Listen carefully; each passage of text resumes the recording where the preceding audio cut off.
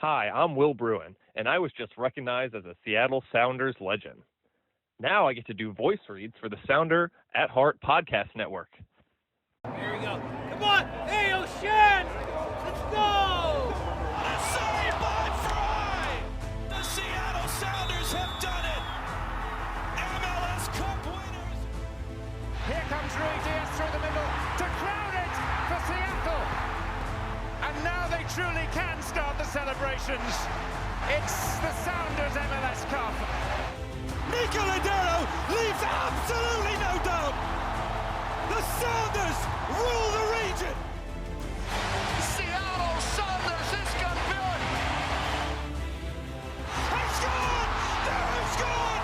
Finally! This feels fucking awesome. This is a tiny dog. Nice work on your little yacht thing. And Portland can't say shit. You know, what was the thought process in terms of who you decided to use and who you didn't? Ever since Sounder at Heart wrote a commentary that we didn't take Overcome seriously.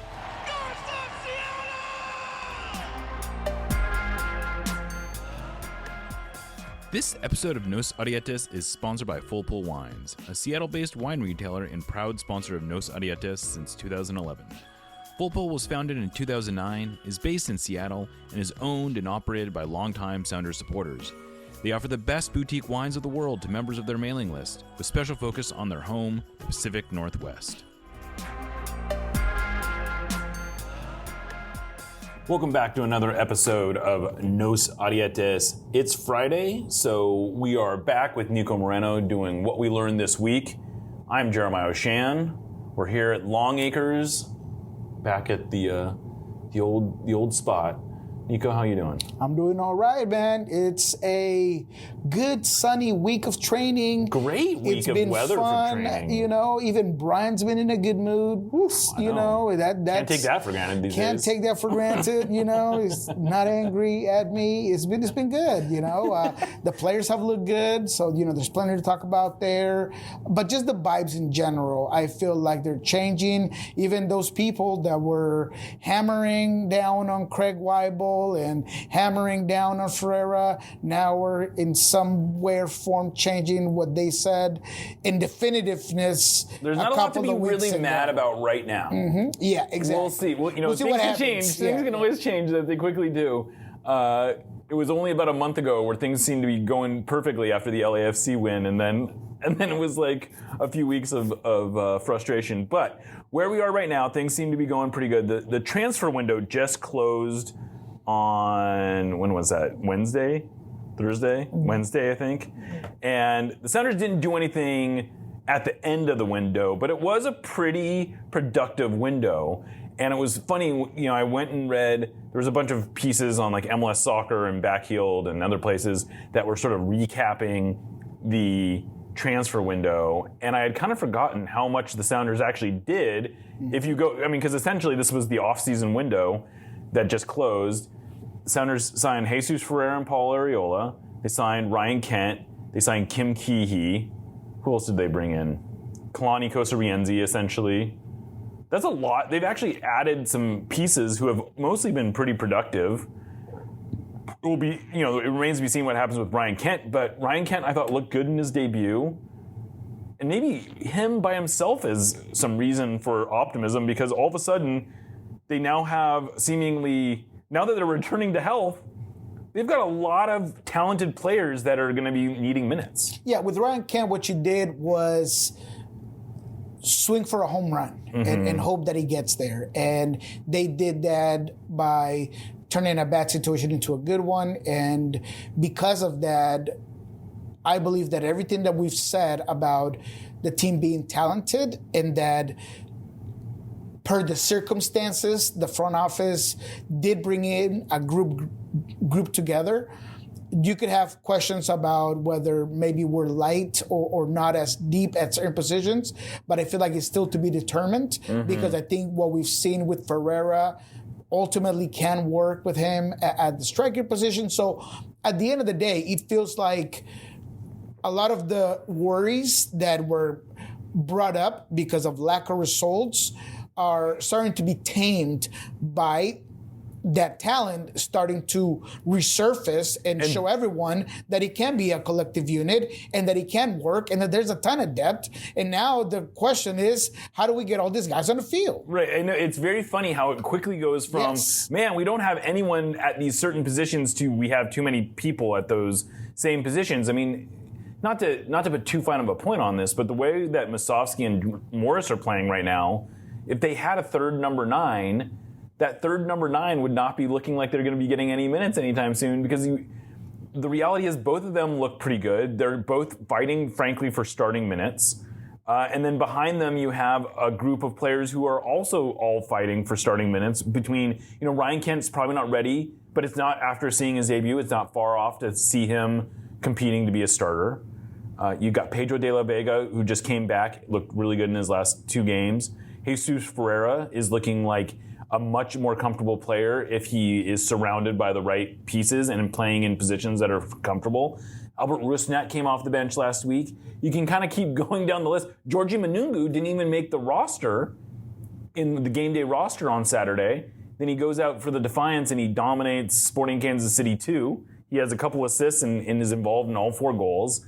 All of a sudden, they've got, like you said, they've got more talented players than they have minutes to give them, which is really a good problem to have, but it is a problem in that it's something that Brian Schmetzer is going to have to figure out how to keep everyone happy and make this thing work. But this is a much better problem than we don't know what we have here. Yeah, and again, it also goes back to players that were brought in prior starting to be effective. I think Musovski has really given a breather to both Brian Schmetzer and the organization as a whole, because having a guy like him just performing, just being productive is great. Having a guy like Pedro, who you got a while back, but who you had not really been able to showcase and be consistent. Now he's looking like the young DP, like that $7 million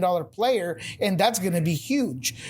So it is kind of the dominoes slowly starting to fall in the right direction for the Sounders, but that's exactly the reason why a lot of times, and me and you have talked about this, everybody can have an opinion. I don't mind people being passionate and excited, but every time that you're too radical with your opinion, you opt to be very wrong. Right. You might be very right. Things can change very quickly. Yeah. I mean, it was only a couple weeks ago where it looked like the season was spiraling out of control. Right. And now we're talking about them having more players than they know what to do with.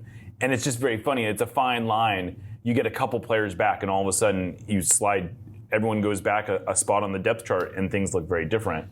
And that's why I feel like you and I, as, communicators or guys that people like to listen to, it's good to have a little bit more of a calmness. And obviously our calmness comes from a reliable idea we're and source seeing what's going of what on we here. see. We know the group. We know the talent, right? Right. So whenever, you fans out there are thinking that we're like going against what you guys are saying, we're not doing that. All we're doing is providing you a better, deeper idea of what's really happening. So when situations like this happen, we could all be happy because it is exciting. It's good times in Seattle. Yeah, I mean, I would hope that anyone that is a regular listener to this channel, to this show, to the Sounder at Heart Podcast Network, can kind of is not totally taken by surprise by this change of circumstances, because the building blocks have been here for a long time. But that said, this week was a very interesting week in training, in part because you have a group of players who delivered back-to-back wins at the same time that another group of players who would be, under normal circumstances, your almost automatic starters, are getting back to health. And instead of immediately putting those guys back in, Brian Schmetzer has decided to sort of play the hot hand. And I think there's something to be said about, this is an interesting conversation point, because on one hand, do you ride the hot hand and do you sort of like send a message to your players that, look, if you play well, you'll get minutes? Or do you go with the guys who have proven track records over a very long period of time and say, look, once they're healthy, they're our starters, that's how it is? And it seems to be that Brian is playing the hot hand and sort of doing something that I don't know. Even last year, I don't know if I would have expected him to do this, where it looks to me like Albert Rusnak is going to come off the bench 2 weeks in a row. Jordan Morris is probably going to come off the bench 2 weeks in a row. When what's also funny is that all indications were 2 weeks ago, Morris was going to start against Dallas, but then Musovski played well in Dallas, and then he backed it up with another solid performance against Nashville. And now Morris basically has to win his spot back. So for me, and this is where me and you kind of differ on the opinion. And look, I do agree that it could be a double-edged sword, in my opinion, if players are fully healthy. Yeah. Because right now, I have no issue with Brian Smetzer saying, Jordan Morris is at 80, is at 85, is at 90. No reason to rush him. Yeah. Team is playing well. We're going to ride the wave. Albert Rusnak, he had an adductor. Maybe he is not 100% either. Let's let him sit, relax. In the meantime, we work out with this fantastic duo that has been Pedro and Ferreira. And we're going to allow that to cement itself and continue to be a good, combination play for us. Mm-hmm. And we're going to let our guys get healthy. Now, where I think you get into a situation that could be a double-edged sword is if, yes, you are definitely rewarding, rightfully so, players for their effort and their effectiveness on the field, but then when you are going to eventually need your top players, right, your most talented players, there's a chance of two things. One, a guy like Jordan Morris, and it happens with most strikers, going cold. Sometimes the powder gets wet and you don't got that bang, and you need that to be ready for when you need those moments. Jordan's a guy that needs a lot of confidence, that it's a rhythm guy that needs to be on the field. So that'd be my concern with him. And now with Albert, he'd be a guy that he's on the opposite end. I don't need no confidence, but hey, I'm the highest paid player on the team. I need to be in there. As he should, have that mentality of, I'll call it ego. It's all right. Players have egos of their capabilities, and he's going to want to be on. So does that rub him the wrong way? That'd be my only concern if players were 100% healthy. I know that's not the case. Yeah. But it's, like you said, champagne problems at the end of the day. It is something that I feel like most times Brian has handled adequately, has handled it correctly. So when I look at what we've seen all week, I see competitiveness. I see grind. Yes. I see a team that in every single drill you want to go out there and give all you can. And all those things are positive. So as long as that remains, I have no issue with it. Yeah. I mean, it's going to be very interesting to see how this plays out. I think you're right that this week is another week where you can plausibly say, look, maybe in a different world, we would have gone 60 minutes Morris, 60 minutes Rusnak, and then taken him out in the second half. And maybe they're reversing that right now. It's maybe it's 60 minutes for Musovski and De La Vega or whoever, and then you reverse, and then they get 30 minutes. And then as we go on, the rubber's gonna hit the road at some point. The other one that's really interesting right now is, and maybe more intriguing, is Kim Keehee. Over the last 2 weeks has just been very steady. He hasn't done anything spectacular, but he's done the exact kind of work that you want from a center back, which is to just stay with your man, connect your passes, clear the ball when you have to clear the ball, be smart. And in a year where Jackson Reagan has not looked his sharpest, you do sort of have to wonder if Kim Keehee continues to play this way, and when Jackson Reagan comes back, I don't think he can just assume that he's going to be the starter. And that is a little bit more of a tricky situation, because with offensive players, you can manage that. You can say, look, you're getting your 30 minutes, you're getting your 60 minutes, whatever it is. If you don't play 90 minutes, no big deal. But center backs don't. I mean, part of the reason that Yamar and Jackson had played so much up until now is because that's not how you manage center backs. You don't pull a center back out in the 80th minute just because you want to get someone else minutes. 100%. And even when you do, it doesn't have the same effect. Right. And it's very limited, right? To maybe I'm trying to close down a game, Right. this or the other. And look, we've had situations here where a guy like Javier Arriaga has lost his job to a guy like Jackson. But I don't know if it was necessarily injury related, because I feel like at times Javi, maybe he was too sure of himself at that position. But that's sort of the situation that Jackson sometimes gets himself in too, where Jackson is a very, very effective passer.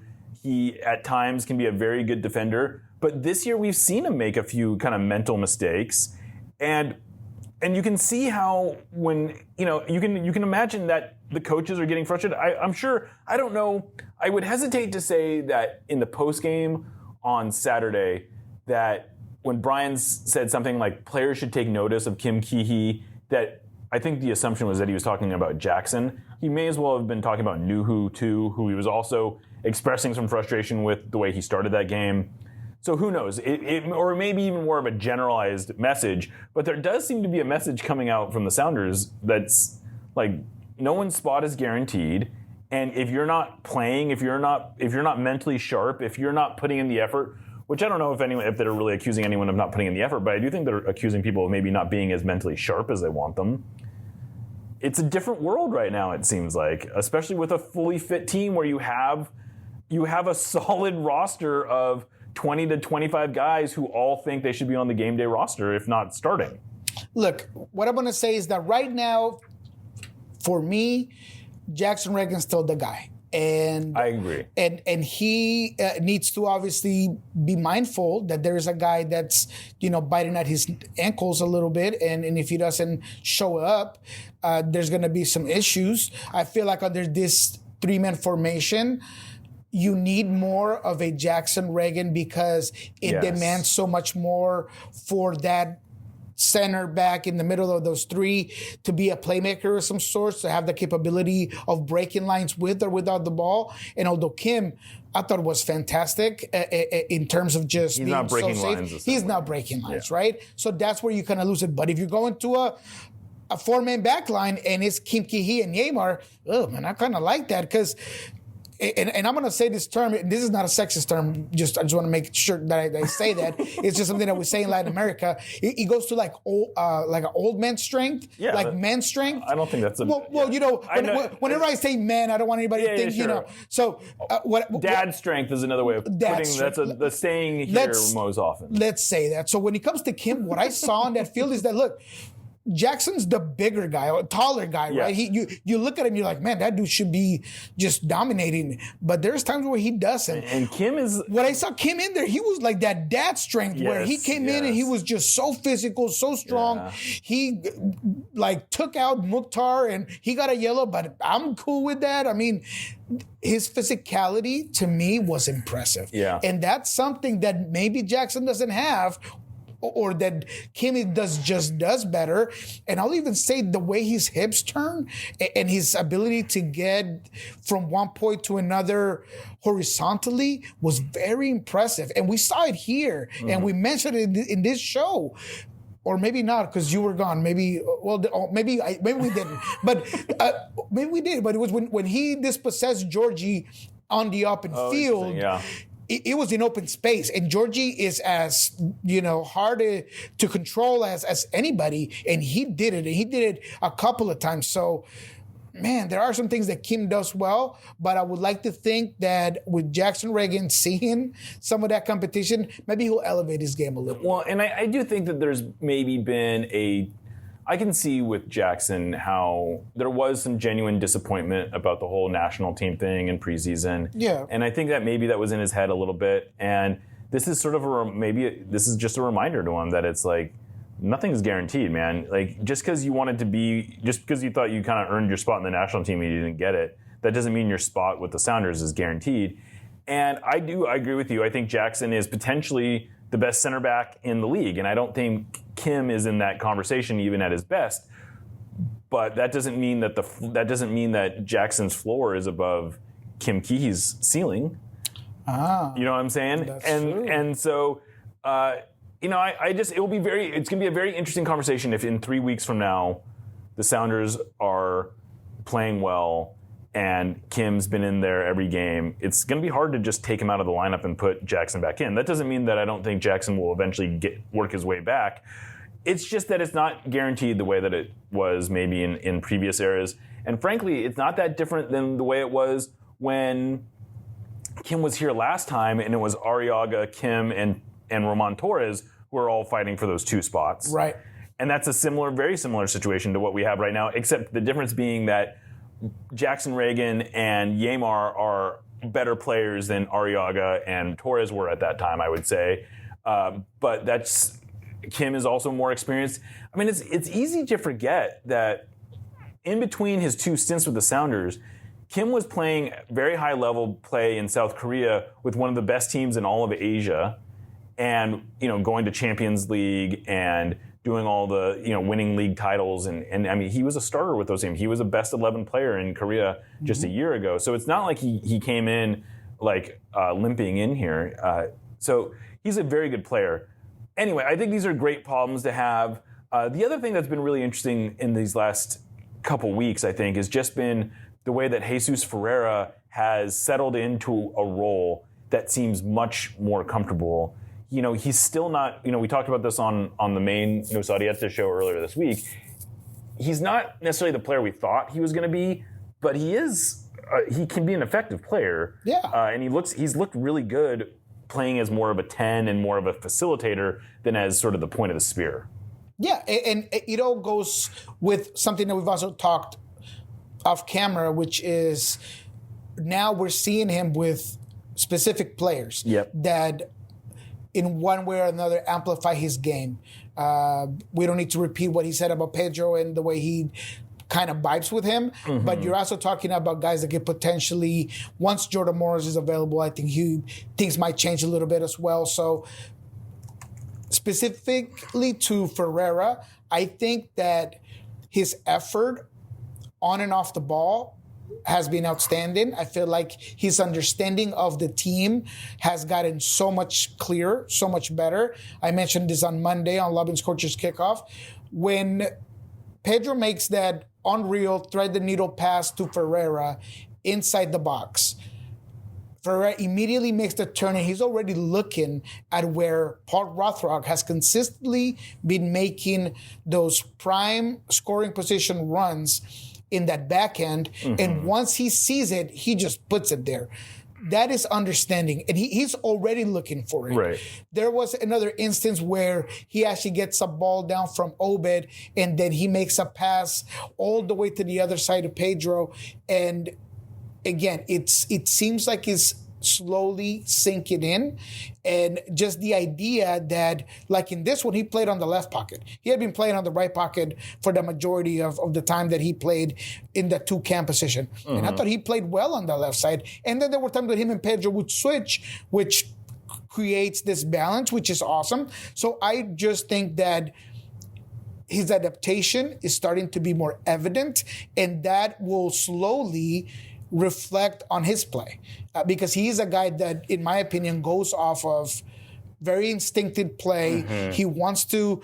He's a very smart player. He's a very smart player, and I think Christian Roldan mentioned it this week, where I think people don't realize what good of a passer he is, and I think he's right. And although he was brought in as somebody that maybe should have been playing a little bit higher, I still think that under this formation, with this set of players, he's going to be an X factor in some games.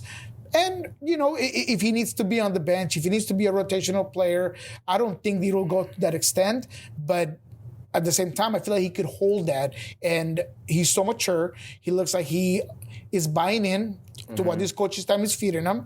And to me, those are all good things of a player that I think is eventually going to shine. Yeah, I would agree with all that. I also point out that there was a good moment late in that game where he made a run into the box that Ryan Kent spotted.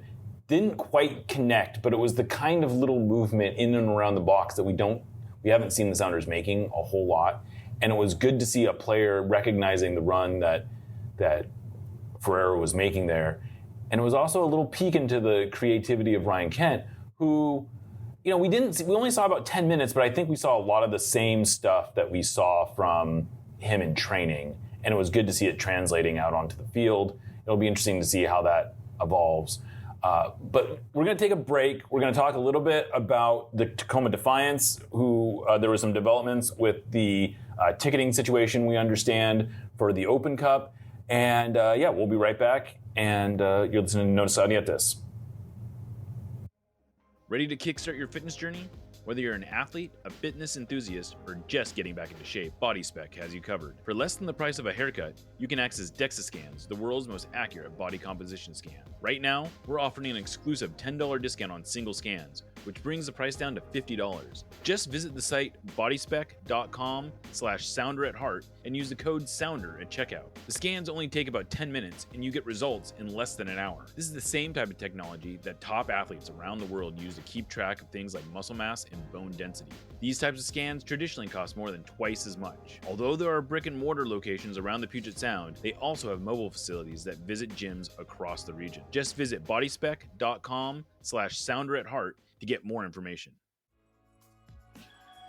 Thank you for listening to the Sounder at Heart Podcast Network, which now includes No Sadietes, Lobbing Scorchers, and the Cooler Guild. We've been independent since August of 2023, but need your support to make sure it continues. Although this podcast is free, it's only made possible by your continued support. Memberships start as low as $25 a year, which not only helps make podcasts like this one happen, but also gets you access to everything we produce. If you're able to support us at higher levels, starting at $75 a year, you gain access to a host of other perks, most notably entry into our members-only Discord, where the smartest, funniest, and most engaged commenters share their thoughts and ideas. To find out more, just visit sounder@heart.com and click the subscribe button in the top right corner. Thanks for listening. No Sadietes, admittedly, is not exactly known for our spicy takes, but that doesn't mean we want our food to be mild. Spice up your life with Haxon Ferments. Handcrafted in Georgetown and made with the best local ingredients from across the Pacific Northwest, they specialize in unique small batch fermented hot sauces and vinegars. Haxon Ferments brings bold flavors and natural fermentation together for something truly special. Whether you're a heat seeker or just looking to elevate your cooking, you'll find something you love at haxonferments.com. That's HAXANFERMENTS.com. And right now, if you use the code SOUNDER@heart, that's all one word, at checkout, you will get a free hot sauce with your order. Again, go to haxonferments.com, use the code SOUNDER@heart at checkout for a free hot sauce with your order. Haxon Ferments is a proud sponsor of the Sounder at Heart podcast network. Welcome back to Nos Arietes. We're doing what we learned this week with Niko. And going into this week is going to be a big game for the Sounders, a big test, I think. Maybe the Sounders' biggest test of the year, I guess, depends on how you look at it.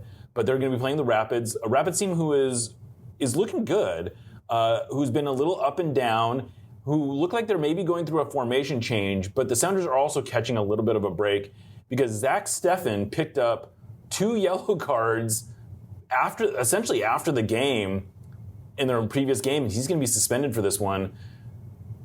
And it looks like the goalkeeper in his place is a pretty limited player with just MLS Next Pro experience, a guy named Nico Hansen. It's not 100% sure who's going to start, but it looks like it's him and Adam Beaudry, who was a U.S. Youth International. Neither one of them are very experienced. I think Beaudry might be carrying some kind of knock, though.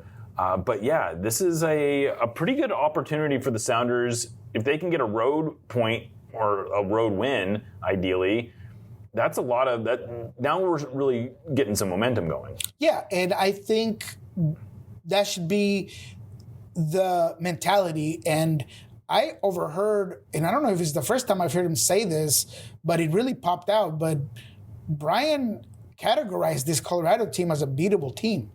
He was like, they're a beatable team. And that kind of popped out. And I hope I'm not misquoting him here, but I'm pretty sure he said that. And I mean, I guess it's an absolute opportunity to beat this Colorado team without Zach Steffen, with the team that can definitely challenge goalkeepers, because if we've seen anything from this Sounders team from Dallas to Nashville is their willingness to take mid-range shots, their ability to get to certain positions, to challenge defenders. This Colorado team is very different than Nashville in terms of pressing, but in their build-up, their offensive attack, it's somewhat similar. We'll talk a little bit about their most talented players or the players to watch. But when it comes to the Sounders and this opportunity, it has to be one that you take as, we're going to go in here and we're going to go for 3. If we get 1, awesome, but we're going to go for 3. We want to keep this momentum going. We just beat a very good Nashville team at home. We play well on the road. Let's see how it works out. So when it comes to Colorado, I look at 3 players. One is Rafa Navarro, or Navajo, depending on how you want to say it. But he is an athlete, and he's a clever runner, and he does not stop. He presses well. He's all over the field. He's going to come in and out. He's going to be hard to gauge, something that the Sounders have issues in the past with. So that has to be a point of emphasis for this Sounders back line. He is their most dangerous player, without a doubt. I think that his link-up play and his passing is a little bit underrated. But when he's in the 18, when he's in the box, that is where he's more dangerous, because he's going to put the ball in the back of the net. Not necessarily what we saw against Houston, because I watched the whole night again this morning just to make sure I had a better idea on this team. Good for you. And Colorado should have ended that half 3-1. Okay. And they didn't, because Navarro missed a couple of opportunities. Georgie missed one. Yappy has one where he gets greedy, and he has Georgie in the box by himself. He does not pass the ball. So these teams can create a lot of problems, but it all starts with Navarro because of everything he does offensively. The other guy that I thought shined, and it's not because he's our old friend and old guy we used to see here, Josh Atencio was so good in the last 2 games for Colorado. In this one, he sets up Navarro twice. One with a perfect ball in the 21st minute, because he's one of their main outlets when it comes to their build-out. And he puts a ball on a dime behind the defensive line for Houston. And Navarro, once again, misses that shot. But what he does for them on the ball, in distribution, he's also that guy that consistently help out Vines, because Vines the guy that consistently gets forward for Colorado. In this one, on the left side, whether it's Georgie or Bassett, because they do switch out, whoever's on the left side is going to tuck in, and Vines is going to push out. He's going to be the widest guy. And the guy that covers is Atencio. And he did it so well in the last 2 games. So he's another player to watch. And finally, usually I will leave this one for Zach Steffen. But we're going to do that third one for Mihailovic. Obviously, the brains of the operation, as we heard from Brian today, he's the guy that is the creative player. Not just that, but he is killer on set pieces. You do not want to give this guy a chance on top of the 18 with a soft foul. So something to be mindful of. But beyond that is just his connectivity. Him and Navarro are starting to get a rapport.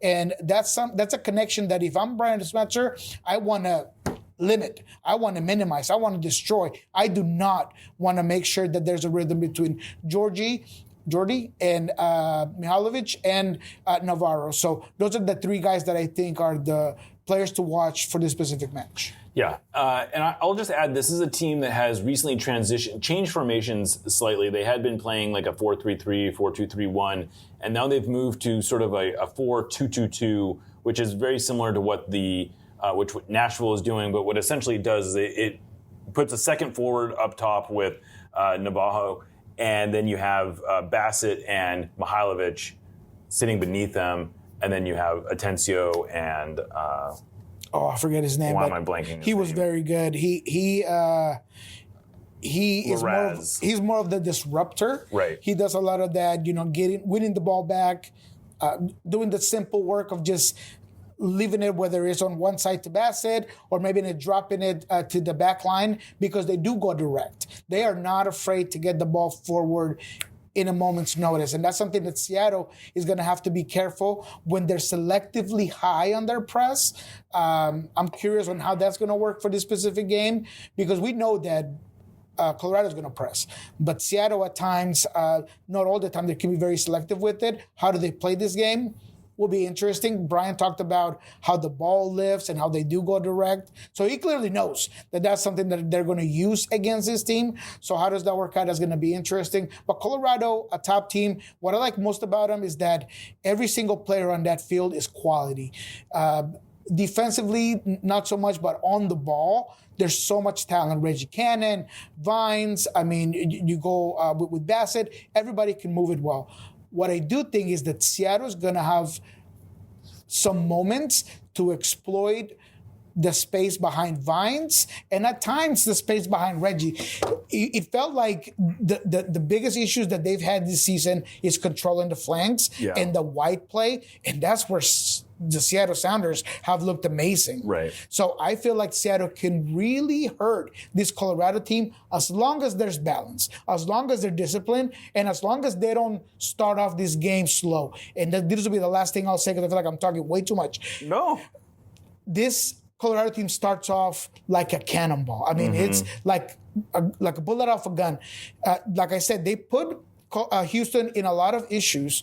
They just couldn't put the ball in the back of the net. Houston actually ended up getting the lead first, but they start off the game with a lot of intensity, playing you right forward, trying to get you on your heels. So Seattle's going to have to be mindful of that.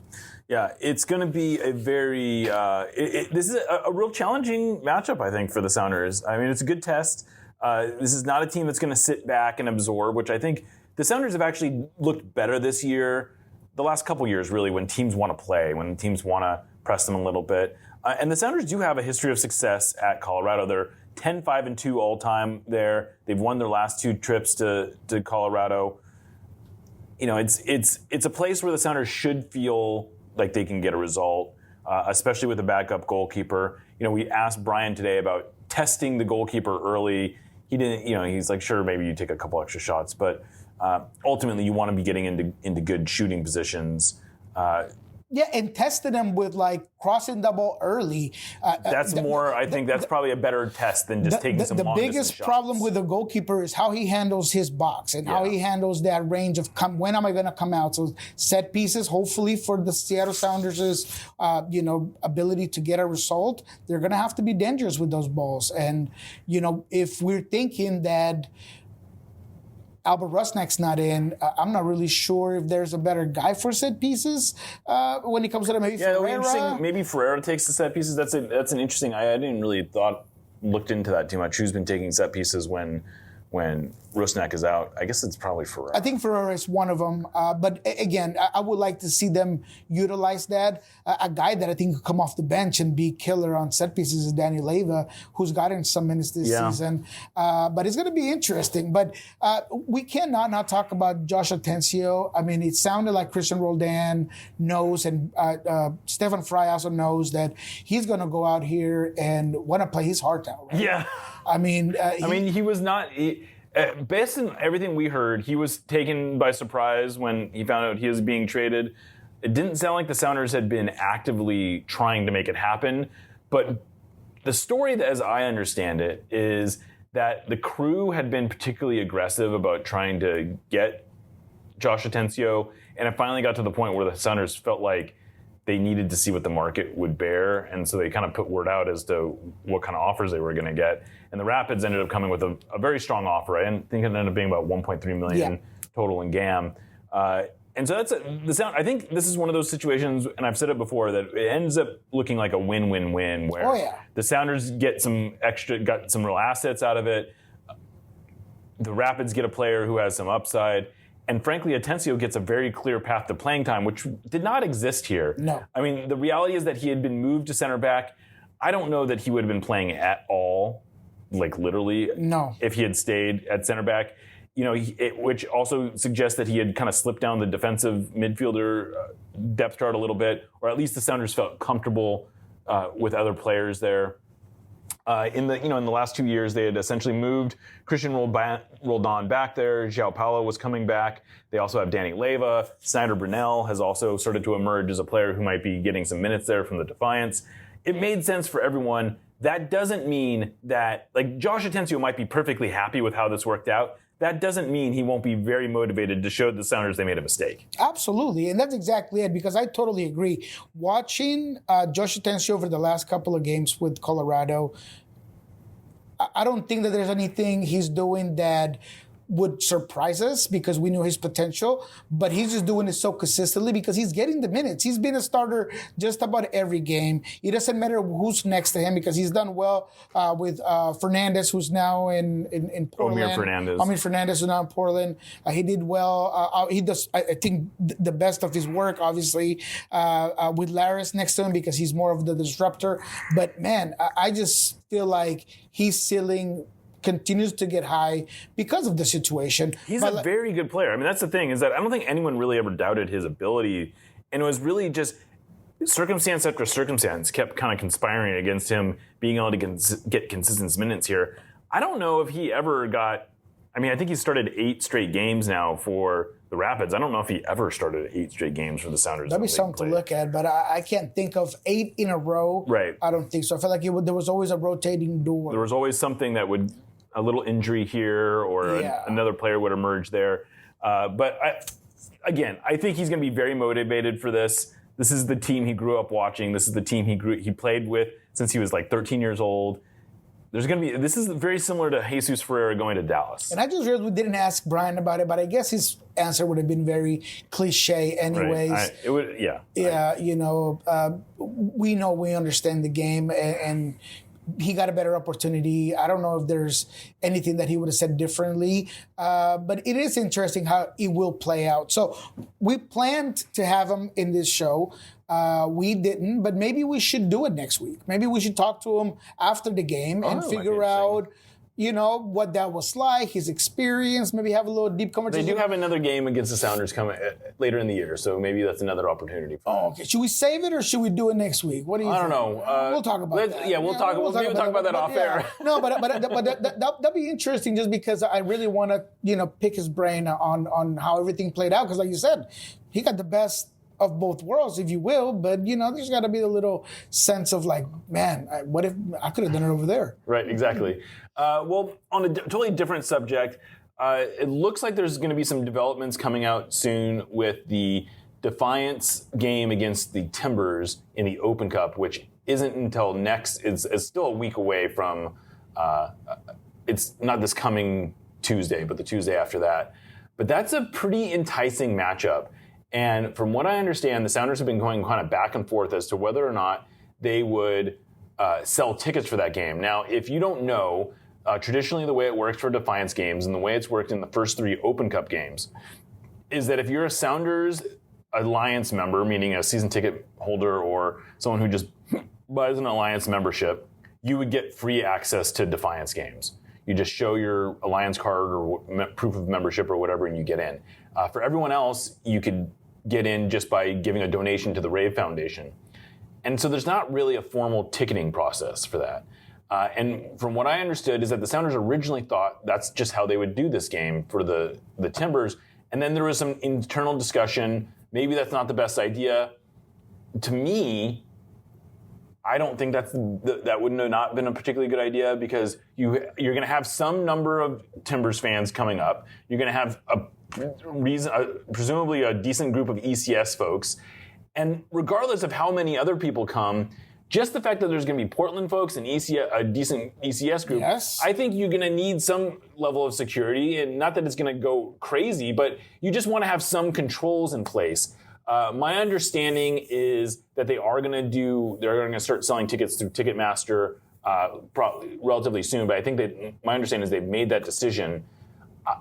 I hope this game gets treated like a big deal, because it feels like it has potential to be a really fun matchup, especially for the Sounders, who I would assume are treating this like a house money game, where if they lose to the Timbers, big deal, their second team lost to the Timbers. But if they win, those are like permanent bragging rights. Absolutely, for the rest of their lives. And look, this is the Tacoma Defiance team that has some momentum, has some confidence, and I'll tell you right now that there is no more dangerous matchup for a top team, regardless of what it is, Arsenal, Manchester United, anytime that they play a smaller team, is that there's no, they're going out with nothing to lose. Right. A team that goes in there with nothing to lose is a dangerous team. The Rosario has been hot.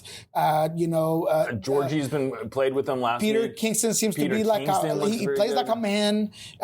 This is something that, hey, I'm curious what the Timbers will bring and how that will play out. But regardless of, I think your point is well taken, and I really hope that there's enough measures, because you don't want to be reactive towards a bad situation. Exactly. You want to be proactive. It's better to be better prepared, have more security than you need. And nothing happens. And nothing happens. Nothing happens. It's all good and well. Exactly. All right. We wasted an extra couple $. But if something happens and it's on you and you because you were prepared, or negligent, which is worse, then man, that's just a bad look. So exactly. You brought this up. I had honestly no idea. As always, you're so connected when it comes to this sort of situation. But as soon as you mentioned it, my mind went to that. If things happen and there's negligence on the part of ultimately the Sounders, because that's the organization. No, absolutely. Right? It's the Sounders. If something goes wrong, the Sounders are going to have to own it. And to me, if for no other reason, even if you don't think that many fans are going to come, I just think it would be a big mistake not to be prepared just in case something did happen, because that's the world we live in. It's like you just never know what's going to happen. I don't think anyone expected the red card wedding to turn out the way that it did. And can you imagine if they didn't have all the security in place that they had in place? That could have been a real nightmare situation. And not that this has the potential to be the same thing, but there's always, anytime two rivals play, there's always potential for something to go off the rails.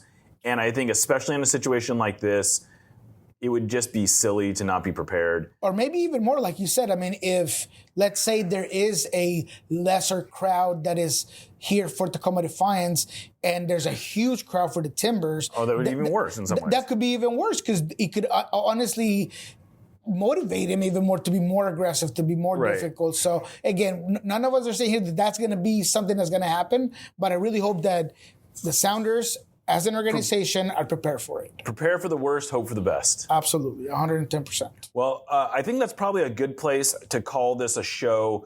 Niko, thanks again for doing this. I love doing these weekly check-ins with you. Where can people find your stuff? As always, Pulso Sports on YouTube, Pulso Sports on the social media in general. Thursdays with Soccer Down Here. On Thursdays with Niko, Thursdays 7:30 to 8:10, 8:15. Mondays, of course, on Lobbing Scorchers Kickoff. We've had a lot of interaction. Great show for you guys to watch it, of course, every time here. Appreciate all the comments, everybody getting on. The only thing that I think I have on my notes that we might have missed is just Jackson Reagan has been doing some very light work. Obviously still, quite a few weeks away. Leo Burnley, hamstring. I don't know why he's been so injured so consistently. He has been dealing with one thing after another, it seems. So he has a hamstring. He's been off. Not like he was going to be maybe a guy for the Sounders, but maybe for Defiance is definitely something to watch. That's all I have. Yeah. All right. Well, that's good stuff. I am Jeremiah Shan, signing off for Nos Ariatis, which is part of the Sound at Heart Podcast Network. We'll catch you next time.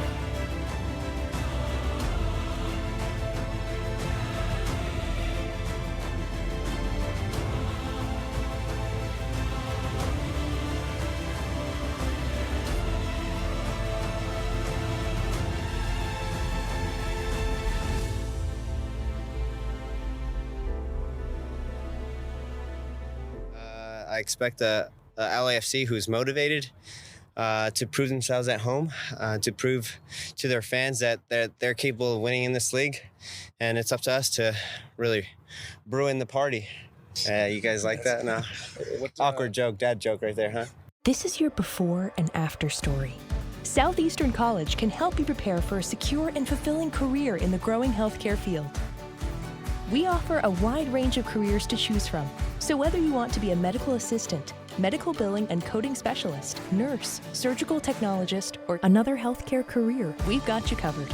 Become a vital part of a healthcare team and make a real difference. Southeastern College, your future is bright. Visit sec.edu to get started.